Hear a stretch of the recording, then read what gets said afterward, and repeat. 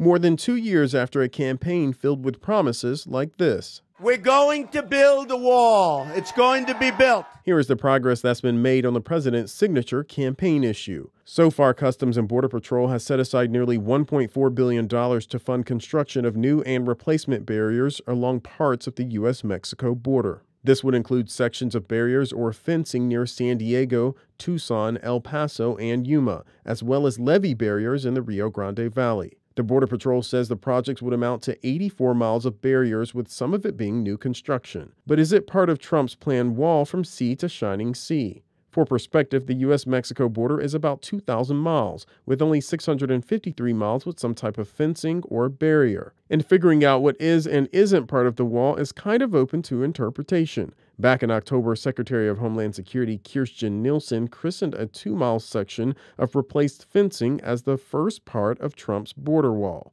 The new barrier isn't built like any of the wall prototypes Trump viewed in 2018, but Nielsen told NBC News its use of technology qualifies it as the full wall system. The bill that set aside funding for the project doesn't allow any money to be used for the newly proposed border wall prototypes. Congress has yet to provide the funds the White House requested for the massive wall project.